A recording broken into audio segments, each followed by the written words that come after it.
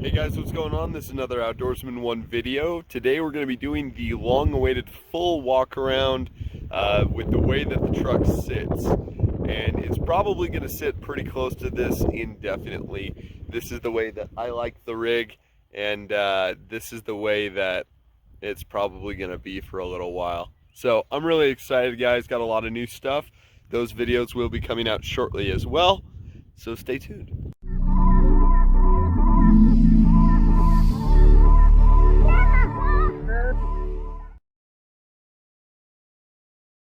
For any of you that don't know, I'm Brandon with Outdoorsman 1. This is the Taco. This is my pride and joy. It's a 5-foot bed on a 2014 TRD Tacoma Offroad. I love this thing. I absolutely cherish this thing. And I bought it in really good shape with a lot of things done to it, and I have hence put a lot of things into it. So join me on my journey of the build of this Tacoma. Sunday morning in a off-road park. Well, BLM land, but Little Sahara is where I'm at, FYI. A lot of people. All right, so suspension.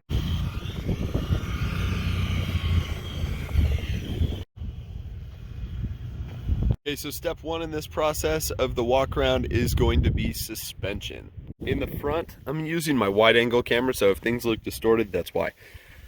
So in the front, I've got the adjustable coilovers that go from 0 to, I believe, 2.5 as far as the lift or the ride height is concerned. I've got it cranked down to 2, so the front is riding 2 inches high. You've got the reserve coilover, or the reserve tank for the coil over there. In the back, I've got the aluminum Series 2.0 shocks, and then there are bump stops installed as well, and then there is the 2-inch package for leaf spring. Part 2, wheels and tires. So my wheels are actually black.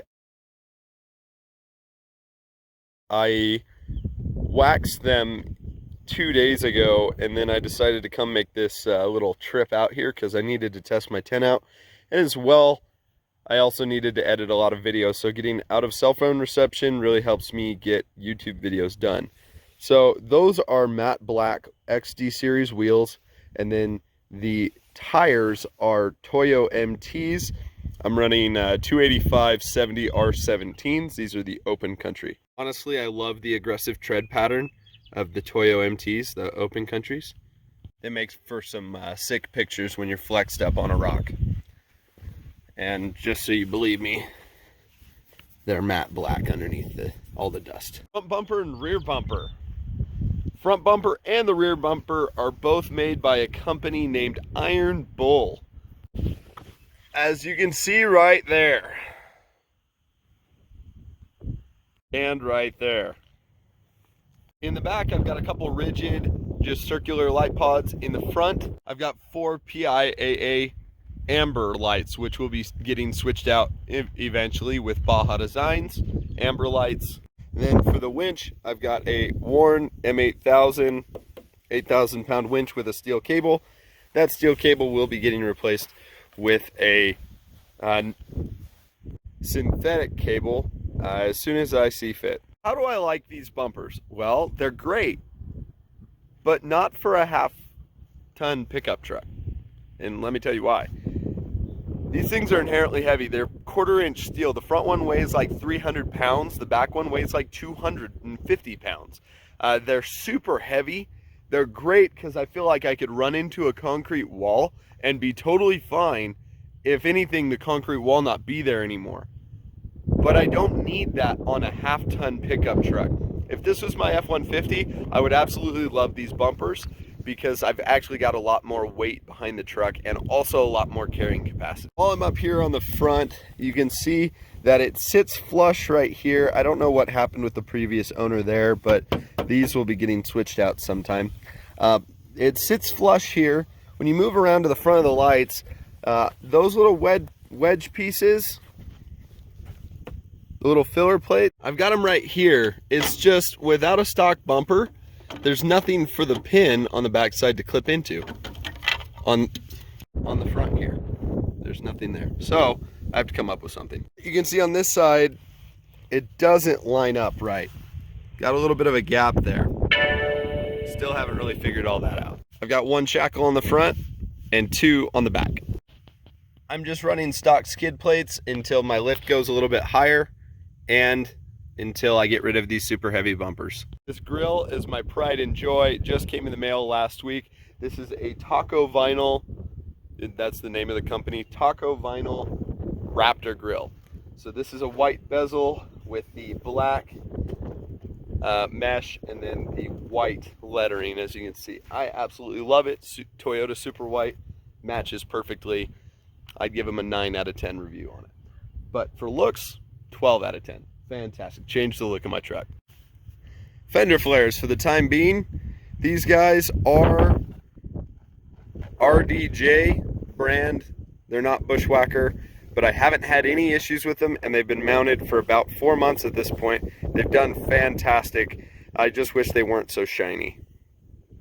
Then as far as my decals go, my buddy has made them for me, and when he starts selling stickers online, I'll be the first one to shout them out. So I've got this here, kind of like the Rubicon on Jeeps. Then I've got American flags and blacked out decals. On the back here, I've got my logo, and then Be Good, Be Dangerous, Be Ready. Those were by Sticker Social. I've got a Leer camper shell. This is the short bed, 5-foot Tacoma. Then underneath the rig, I've got my own setup of rock lights.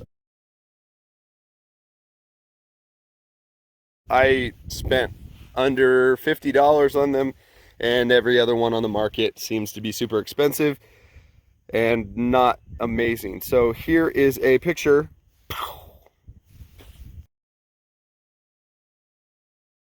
Let me know what you think. Do you think I should put more or leave it like that because the designs in the ground are really cool?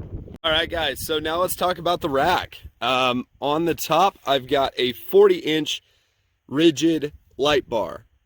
Lights off, ditch lights, rigid light bar, corner lights, side lights. I've got full perimeter light. Then I've got my backups on. You can see I've got these little rigid 6 pods. I've got 3 on this side and then 3 on this side. These lights are phenomenal. I would use them in multiple different applications just because they're so great. I would definitely buy those again. Then these guys, my ditch lights, I've got Cali raised ditch lights. Ooh, not super happy with Cali raised, but they make a decent product for a decent price. And then I'm also using the Cali raised ditch light brackets. On the top, I've got my spare tire for now until I get a new rear bumper with a swing gate. I've also got a plastic shovel and my Max Tracks. You can see these 2 holes right here. As soon as I get home from this trip, my metal shovel, my little Stanley short spade shovel, is gonna go right there, and it's gonna sit right between those 2 lights perfectly. As far as interior mods go, the only thing that's really different is the fact that I've got the light bars wired up in a specific way. Also, I'm using a Cali raised ditch light button, the replacement for the fog lights, and then just minor things. As of right now, this is where my rock lights are going to go, or are going, until I have time to switch out one of those. This is the button for my ditch lights. These are the buttons for my light bars. This is the front. These are the 2 going off that direction and this direction, and these are the direct side lights. Also, I've got my ham radio, and I was actually working right now on tuning, because I'm out in the middle of nowhere, my CB radio, and that's going to go right here. And as you would expect, Realtree seat covers. Essential thing for me is a first aid kit at all times. I've got a fanny pack, kind of one of those tactical fanny packs back there wrapped around the center seat. Nobody ever sits in that center seat anyways, so having that there doesn't really get in the way. I've got everything I need to stop a gunshot wound to a splint.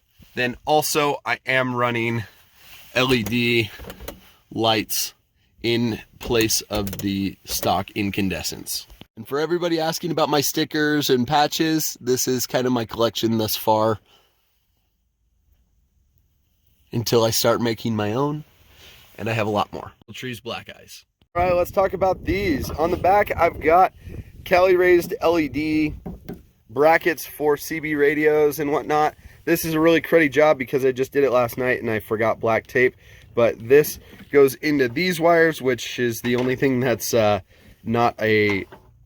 that's grounded back here is this wire actually. So this is all going to get covered with black tape as well as this, because this is my Wilson 5-foot CB antenna whip. I really like the whip because I can hit things and it just go right by. And if anything, I need to tune it, I can just fold the whole thing over and reach the tip. Great, don't get a solid one. So if you're wondering about how many feet to get, at least get 15 feet of coax cable if you're gonna run a CB radio from the end of your bed all the way to your cab. At least 15 feet. These cages, they came with the bumpers, I'm assuming, because this company, Iron Bowl, sells these. I've got a flagpole mount here on my hitch, and then also wiring so that I could put a hitch mounted rear winch if I wanted to. I didn't do that. I'm not going to spill the beans too much, but you can see there I've got a tapped air hose as well. I've got some air lines and an air tank underneath there. That's for an onboard air system, which isn't complete yet because I'm still waiting on the compressor, hashtag COVID-19. So waiting for the compressor to come in for that to be finished, but I've got a 5-gallon air tank there and plumbed air lines to 2 different places so that I can inflate and deflate my tires much more rapidly. Then here's the place where I've got that air line tapped into one of these guys off the regulator so that I can plug it into my water port and have constant air pressure in there for a shower. All right, how do I organize my stuff? This is all my tools, a little Husky container. Boom, that's awesome. I definitely suggest one of those. I use them at work. So great. Okay, then Plano containers. This is a 24-gallon. I believe that one is a 36-gallon. I've got 2 of these. This one has my firewood and stove stuff in it. That one just has all the stuff that stays in the bed of my truck constantly. This is the old grill to my truck. And then this is my garbage bag, Burger King, and then all of the air hoses and whatnot that I did yesterday. Also got this little light here, phenomenal. I put them everywhere. And then also I've got the cab light there. Awesome little camper shell. Indefinitely, I'm probably going to put a cargo net up there. What the heck is that? I got a new rooftop tent. Okay, let's jump in. Woo! So just so everybody knows my background, the last rooftop tent and the first rooftop tent I've ever had was a Smitty built, just the small one. Oh my gosh, should you save your money and buy a much better rooftop tent? Yes. This is not going to be a full review because I've got a full review video coming for the Rome Vagabond rooftop tent, but I just want to show it to you because I think it's phenomenal. If you're new to overlanding, this bottom part below that orange line is called an annex. It's an add-on. It was an extra $250, but on this go around I wanted it because my ladder is covered by the overhang part, so I figured why not just get the annex to come off the bottom. So if I was going to camp in a place for multiple days, I've got kind of a permanent shelter, a changing room. If I take the bottom off, it's a shower room. You name it, it'll have a purpose. All right, look at that. I got the Rome Adventure Co. Company Vagabond rooftop tent. I was going to get the Vagabond XL, but I decided very last minute that I didn't need to spend an extra $500 on something that was going to be heavier and only give me a little bit more space. This is a 2 to 3 person tent, but it's massive. If I needed to, with the annex, I could sleep at least another 2 to 3 people on the floor of the annex in there. The floor is removable. I could fit a lot of people in this if I needed to. And then if I needed to shelter people, I've got an air mattress in the bed of my truck. So I could definitely house people if that's what the situation. Leveling blocks, a must. All right, so this is the forest green color. I've got a little window right there. Heck yeah, that's inside. This is about 6.5 feet up in the air. So the annex fits perfectly on this larger rig. It's really not a larger rig. It's just the fact that I've got so much space between my camper shell and the the base of the tent. I normally don't open my windows unless I'm staying in a place for super long. Let's open the annex. All right, let's duck inside here. And you've got your ladder. Obviously, this is a little crumpled up because of the grade on the ground. So if it was straight all the way out, the ladder wouldn't be right in your face as you're coming in. Ladder's right there. This ladder is a phenomenal build quality. You can see how big this annex is. I've got my AR there because I'm going shooting, some snacks, and my container. This is just there. That has my ammo and my change of clothes and whatnot. That was just there because I was trying to weigh down the corners. So like I said, you can pull the zipper off the bottom so that this PVC bottom comes off. Again, you could sleep multiple cots here. Then you've got obviously a mesh around all sides, including the top window.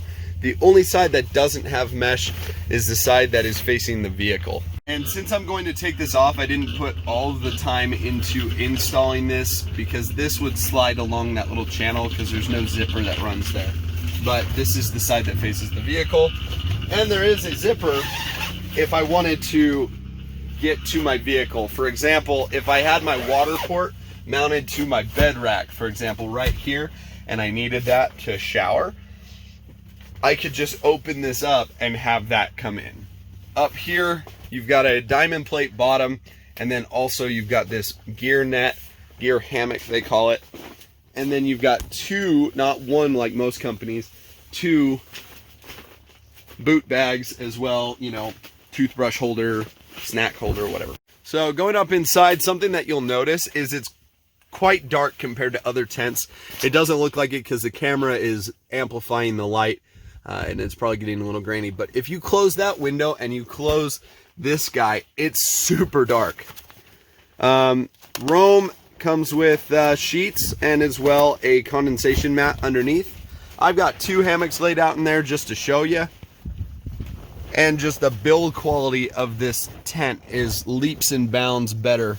Everything feels tight, everything feels good. It's not loud inside here when the rain flies whipping around. Underneath there, you've got a skylight. That's actually part of the rain fly, but it's actually clear. All right, guys, so that is my walk around of the 2014 TRD Tacoma Offroad. Man, I had a good time filming this. I'm super happy with the way that the rig is right now. Also, the rack is a Defender rack. I forgot to say that. So, super happy. Thanks, guys, for watching and coming along on this journey. I love this rig so much. She's so fun to drive, really fun to off-road, and it's a head turner now with the rooftop tent and that front bumper, or that front grille.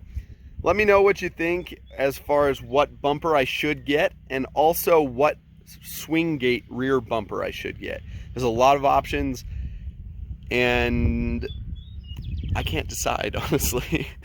So, thanks guys for watching. This has been another Outdoorsman 1 video. With COVID-19, be safe, guys. Do your part to stop the spread, and get out and social distance. Be good, be dangerous, be ready, and we'll catch you on the next one.